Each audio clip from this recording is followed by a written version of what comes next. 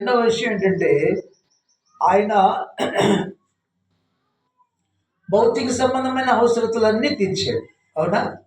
నువ్వు అడగకుండానే గాలి, వెలుతురు, నీరు కదా ఇవన్నీ ఇచ్చాడు. ఆక్సిజన్ లేకపోతే మనం బ్రతకగలుగుతామా? బ్రతకలేము. గాలి లేకపోతే బ్రతకలేము, నీరు లేకపోయినా బ్రతకలేము కదా, ఈ వెలుగు లేకపోయినా బ్రతకలేము. కాబట్టి ఇవన్నీ నువ్వు అడగకుండానే ఆయన అనుగ్రహించాడు. కాబట్టి మనము దేవునిని స్తుతించాలి. ఇలాగా ఆయన చేసిన ఉపకారాలు ఏది మరిచిపోకుండా ఆయనను మనం స్తుతించాలి. రెండవ దానికి కృతజ్ఞత కలిగి ఉండాలి. మూడోది గత పాపములన్నీ కూడా, ఆ బలహీనతలన్నీ కూడా విడిచిపెట్టాలి. నూతన సృష్టిగా మనం మారాలి. దేవునికి మహిమ కలుగును గాక. మనసు మారాలి, ఆలోచనలు మారాలి, తలంపులు మారాలి, క్రియలు మారాలి. నీవు నేనైతే అవి తెచ్చుకోలేము. కానీ ప్రియులరా, దేవుడే ఇస్తా అంటున్నాడు. హెస్కేల్ గ్రంథంలో చూడండి, హెస్కేల్ గ్రంథం 36:26. హెస్కేల్ గ్రంథంలో అంటున్నాడు 25 వచనంలో, 36, 25, 26, 27 వచనాలు అంటాడు, మీ అపవిత్రత పోవునట్లుగా నేను మీ మీద శుద్ధ జలం చల్లుదును. ఏంటంట? మీ అపవిత్రత పోవునట్లుగా ఏం చేస్తాడంటే దేవుడు, మీ మీద శుద్ధ జలము నేను చల్లుదును. మీ విగ్రహముల వలన మీకు కలిగిన అపవిత్రత అంతయు తీసివేసేది. చూసారా ఏమంటున్నాడు? విగ్రహములు అంటే భౌతిక సంబంధమైన విగ్రహములే కాదు, ఆత్మ సంబంధమైన విగ్రహాలు లోపల ఉన్నాయి. దేవునిని ప్రేమించకుండా లోకాన్ని ప్రేమించే విగ్రహం, దేవుని ప్రేమించకుండా ధనాన్ని ప్రేమించే విగ్రహం. ధనము కూడా ఒక విగ్రహం అంట. మనుషులను దేవుని కంటే ఎక్కువగా ప్రేమించడం కూడా విగ్రహంతో ఆయన సమానంగా చూస్తారు. కాబట్టి ఇలాంటి విగ్రహాల వల్ల దేవునిని గత సంవత్సరంలో 52 వారాలు, 54 వారాలు నువ్వు రాకుండా ఎన్ని వారాలు ఆలస్యంగా రాలేదు, వాటన్నిటిని పశ్చాత్తాపడాలి.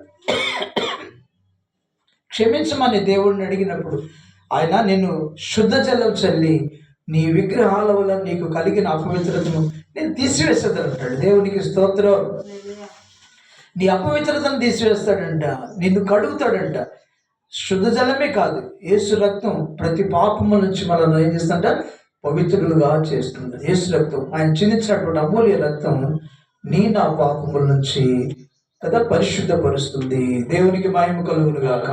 ఆ తర్వాత అన్నాడు, నూతన హృదయం మీకు ఇచ్చేది. ఏమిస్తాడంట? మనమైతే నూతనం పొందుకోలేము, కానీ ఆయన ఎందుకు వచ్చాయ్యా, నన్ను కరుణించయ్యా, నాకు నూతన హృదయం అంటే మంచి హృదయం. తర్వాత నూతన స్వభావం, మంచి స్వభావం కలుగు చేస్తాను అంటున్నాడు.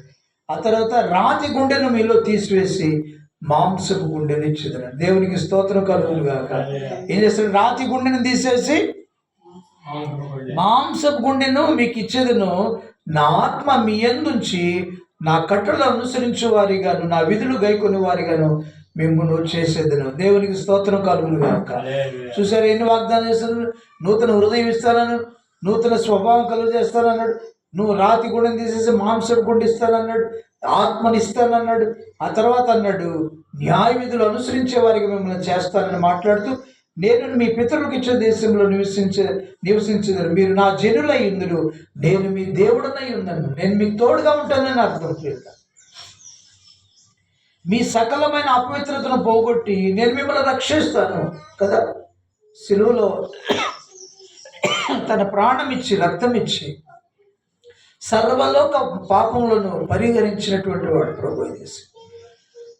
సమస్త అపవిత్రతను పోగొట్టి మిమ్మల్ని రక్షిస్తానని వాగ్దానం చేసిన దేవుడు యేసుక్రీస్తు ప్రభువారి ద్వారా తన ప్రాణ రక్త ప్రోక్షణ ద్వారా లోకాన్ని రక్షించాడు. దేవునికి స్తోత్రం. లోకాన్ని వేటి నుంచి రక్షించాడు? పాపాల నుంచి రక్షించాడు. యేసు ప్రభువారు వేటి నుంచి రక్షించాడు? మరణం నుంచి రక్షించాడు.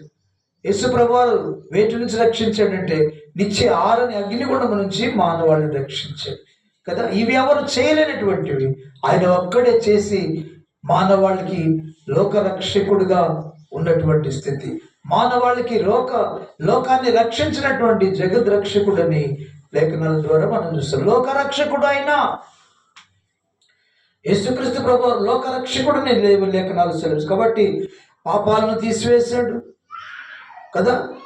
నిత్య మరణం నుంచి తప్పించాడు, ఆరని అగ్నిగుండం నుంచి తప్పించాడు, వ్యాధుల నుంచి విడిపించాడు, శాపాల నుంచి విడిపించిన వాడు ప్రభు యేసు. ఆయన ఎందుకు విశ్వాసం ఉంచుదాం పిల్లలు. అదే రీతిగా కాబట్టి ఇంకా అంటున్నాడు, మీకు కరువు రానీక ఏం చేస్తారంట, మీకు కరువు రానీక ధాన్యమునకు ఆజ్ఞ ఇచ్చి అభివృద్ధి పడుతును. అన్యజనులలో కరువును కూర్చున్న నింద మీరిక నొందకుండానట్లుగా చెట్ల ఫలమును భూ పంటను మీకు నేను విస్తరింపజేసేది. దేవునికి మహిమ కలుగును గాక. యెహోవానని నేను మాట ఇచ్చి ఉన్నాను, దానిని నెరవేర్చేదనని మాట్లాడుతున్నాడు పిల్లలు. కాబట్టి నూతన హృదయాన్ని ఇస్తానన్నాడు, నూతన స్వభావాన్ని.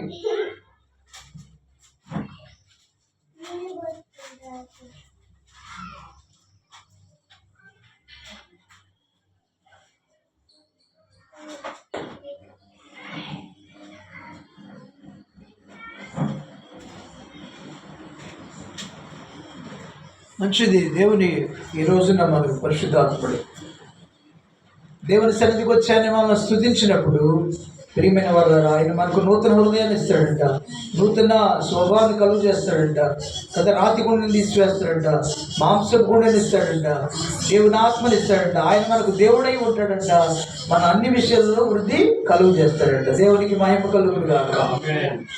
ఈ భౌతిక సంబంధమైన ఆత్మ సంబంధమైన విషయాలు అది కుమారుడిగా చేసుకున్నాడు, మానవాళికి రక్షణ ఇచ్చాడు, నరకాన్ని తప్పించాడు కదా. మానవులను ప్రేమించి తన ప్రాణం ఇచ్చి రక్షణ ఇచ్చాడు, ఆరని అగ్నిగుండంను తప్పించాడు యేసుక్రీస్తు. ఆత్మ సంబంధమైన విషయాలు ఇవి, ఆత్మ సంబంధమైన ఆశీర్వాదాలు అన్నట్టు ప్రియులుగా. కాబట్టి మనం ఈ రోజున పరిశుద్ధాత్ముడు తెలియజేస్తున్నటువంటి మాటలు దేవుని ఈ నూతన సంవత్సరంలో మనం ప్రవేశించిన మనం పాతవి గతించిపోవాలి, నూతన మనసును మనం తెచ్చుకోవాలి, నూతన హృదయాన్ని దేవుడు మనకి ఇస్తున్నాడు, నూతన స్వభావాన్ని మనం కలుగు చేస్తున్నాడని దేవుని వాక్య భాగంలో మనం చూస్తున్నాం పిల్లల.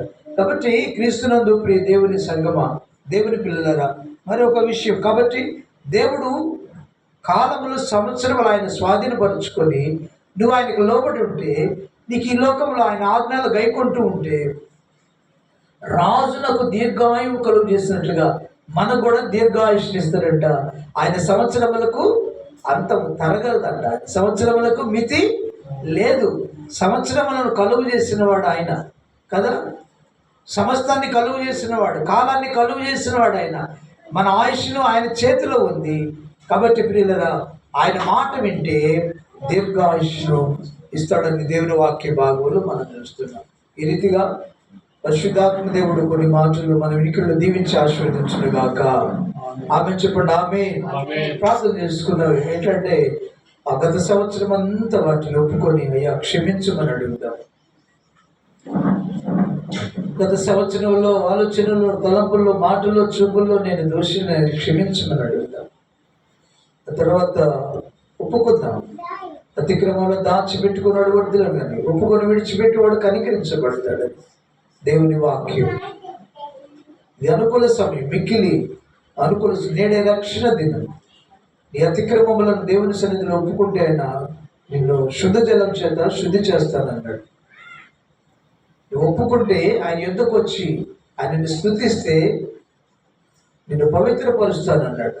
నీ సమస్త మలినమును పోగొట్టి నేను పవిత్రపరుస్తానని మాట్లాడు. కాబట్టి యేసుక్రీస్తు ప్రభు వారు ఈ లోకానికి వచ్చి శిలువలో తన రక్తాన్ని చిందించి తన రక్తములో సర్వమానవుడి యొక్క పాపములను విమోచించినవాడు. పాపములను తీసివేయటకే ఆయన ఈ లోకానికి ప్రత్యక్షమైన, అపవాది క్రియలు లయం చేయడానికి ఆయన ఈ లోకంలో ప్రత్యక్షమైనని యోహాను పత్రికలో మనం చూస్తున్నాం పిల్లలు. కాబట్టి ఒప్పుకుందాం. అయ్యా నన్ను క్షమించేయాలని అడుగుతాం. నీ రక్తంలో నన్ను కడుగేయాలి. ఈ నూతన సంవత్సరం, మరొక సంవత్సరాన్ని మాకు దయాకిరీటంగా ఈ సంవత్సరం అనుగ్రహిస్తున్నావు. అయితే ఈ సంవత్సరంలో ప్రభా నీకు ఇష్టమైన జీవితం మాకు సహాయం చేయి. నీకు ఇష్టమైన బిడ్డగా జీవించడానికి, నీకేది ఇష్టమో అలా నడుచుకోవడానికి సహాయం చేయమని అడుగుదాం.